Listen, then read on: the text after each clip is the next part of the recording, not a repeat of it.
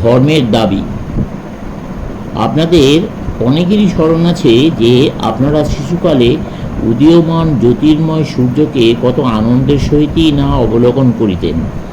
আর আপনারা সকলেই জীবনের কোনো না কোনো সময়ে ভাস্বর অস্তাচলগামী সূর্যকে স্থির দৃষ্টিতে অবলোকন করিয়া অন্তত কল্পনাশয়ে অদৃশ্য লোকে অনুপ্রবেশের প্রচেষ্টা করেন। বস্তুত এই ব্যাপারটি সমগ্র বিশ্বের ভিত্তিমূলে রহিয়াছে।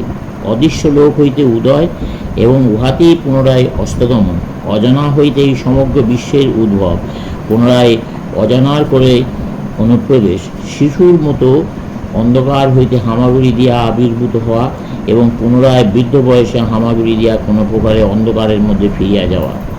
আমাদের এই বিশ্ব, এই ইন্দ্রিয়গ্রাহ্য জগৎ, এই যুক্তি ও বুদ্ধিগ্রাহ্য ব্রহ্মাণ্ডটি উভয় প্রান্তেই অসীম, অজ্ঞেয় ও চির অজ্ঞাতের দ্বারা আবৃত।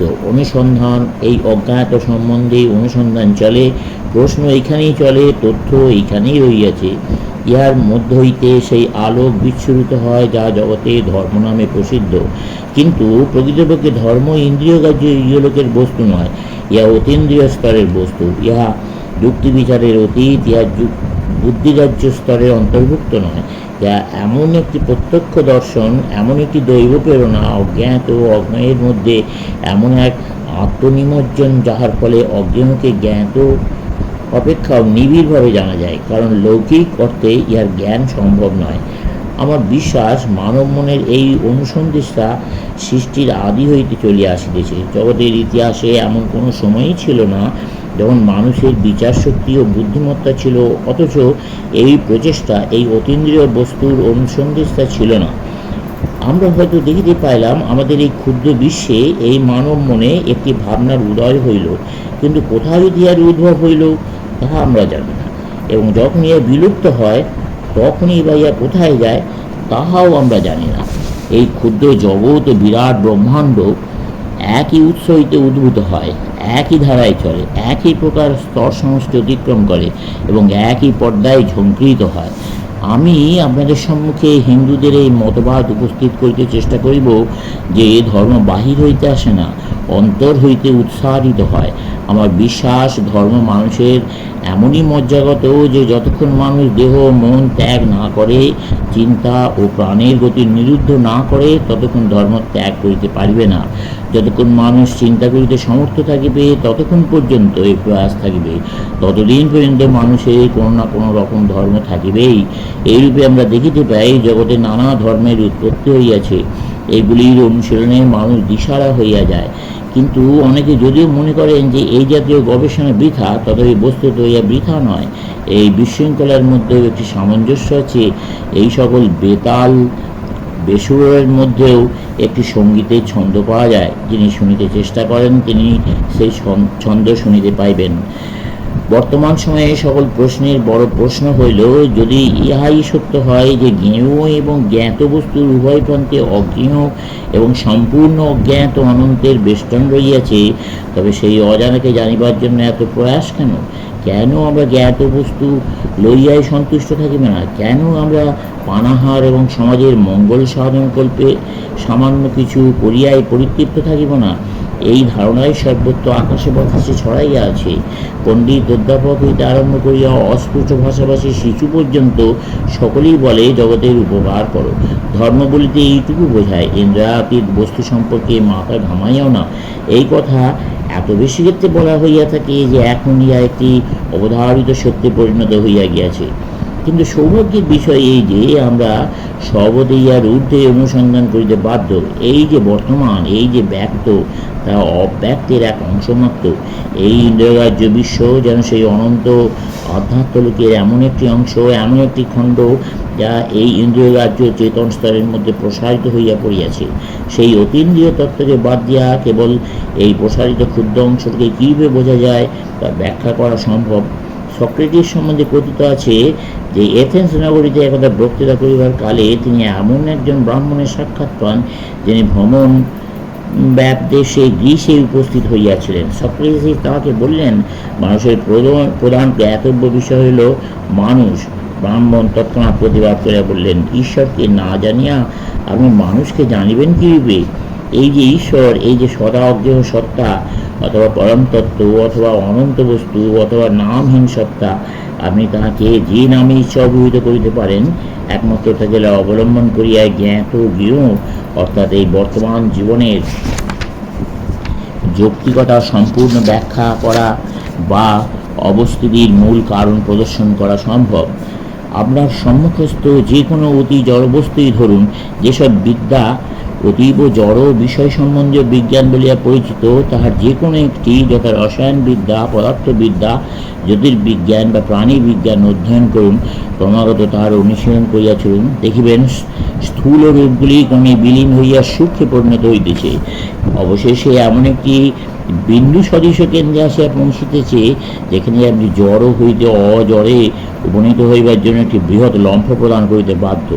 স্থূল বিগলিত হইয়া সূক্ষ্মাকার গ্রহণ করে, পদার্থ বিজ্ঞান দর্শন শাস্ত্রে পরিণত হয়। জ্ঞান রাজ্যের সকল ক্ষেত্রেই এই প্রক্রিয়া পরিলক্ষিত হয়। আমাদের যা কিছু আছে, আমাদের সমাজ, আমাদের পরস্পরের সম্পর্ক, আমাদের ধর্ম এবং আপনারা যাকে নীতিশাস্ত্র নামে অভিহিত করেন, সর্বক্ষেত্রেই এই একই কথা প্রযোজ্য। কেবলমাত্র উপযোগিতার ইউটিলিটি ভিত্তিতে নীতিশাস্ত্র গড়িয়া তুলিবার বহু প্রচেষ্টা দেখা যায়। আমি প্রতিদ্বন্দ্বী রূপে যে কোনো ব্যক্তিকে এইরূপ কোনো ন্যায়সম্মত নীতিশাস্ত্র গড়িয়া তুলিতে আহ্বান করিতেছি। তিনি হয়তো অপরের উপকার সাধন করিতে উপদেশ দেবেন। কেন ওইরূপ করিব? যেহেতু ওইরূপ করাই মানুষের পক্ষে সর্বাপেক্ষা অধিক উপযোগী। এখন ধরা যাক, কোনো ব্যক্তি যদি বলে, আমি উপযোগিতা কার্য করি না, আমি অপরের কণ্ঠচ্ছেদ করিয়া নিজে ধনী হইব, আপনি তাকে কি উত্তর দেবেন? সে তো আপনার প্রয়োজনবাদেরই আশ্রয় লইয়া ওই প্রয়োজনবাদকে নস্যাৎ করিয়া দিল। আমি যদি জগতের উপকার সাধন করি, তাতে আমার কোন প্রয়োজন সিদ্ধ হইবে?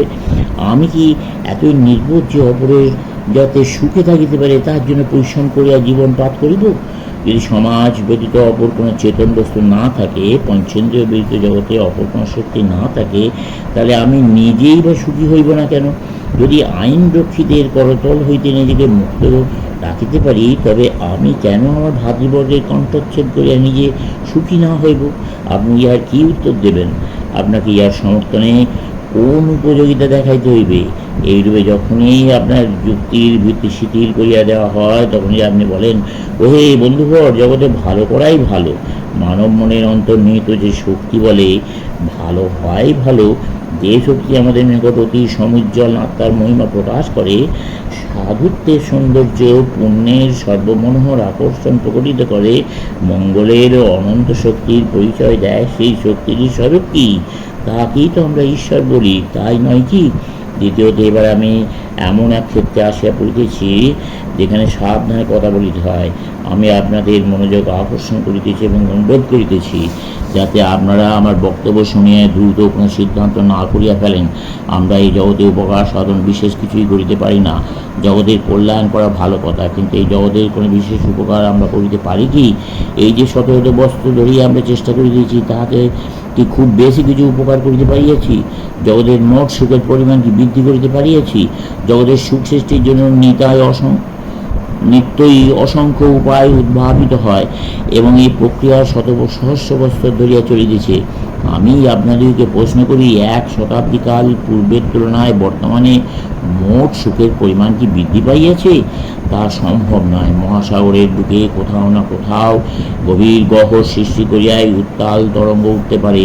যদি কোনো জাতি ধনী ও শক্তিশালী হইয়া ওঠে, তা অন্য কোনো জাতির ধনসম্পদ ও ক্ষমতা হ্রাস করিয়াই হইয়া থাকে। প্রতিটি নব আবিষ্কৃত যন্ত্র 20 জনকে ধনী করিতেছে আর 20 সহস্রকে দরিদ্র করিতেছে। সর্বত্র দেখা যায় প্রতিযোগিতার এই সাধারণ নিয়মের অভিব্যক্তি। মোট স্ফূর্তি শক্তির পরিমাণ সর্বদা একই থাকে। আরও দেখুন, এই কার্যটাই নির্বুদ্ধিতার পরিচয়। দুঃখকে বাদ দিয়া আমরা সুখের ব্যবস্থা করিতে পারি, ইয়া অযৌক্তিক কথা। ভোগের এই সকল উপকরণ সৃষ্টি করিয়া আমরা জগতের অভাব বৃদ্ধি করিতেছেন এই মাত্র। আর অভাবের বৃদ্ধির অর্থ হইল অতৃপ্ত বাসনা, যা কখনো প্রশমিত হইবে না। কোন বস্তু এই অভাব, এই তৃষ্ণা পরিতৃপ্ত করিতে পারে? যতক্ষণ এই তৃষ্ণা থাকিবে, ততক্ষণ দুঃখ অনিবার্য। জীবনের স্বাভাবিক ধারায় এই যে পরপর দুঃখ এবং সুখ ভোগ করিতে হয়, তারপর আপনি কি মনে করেন যে পৃথিবীর মঙ্গল সাধনের কর্ম আপনার উপরই অর্পণ করা হইয়াছে? আর কি কোনো শক্তি এই বিশ্বে কার্য করিতেছে না?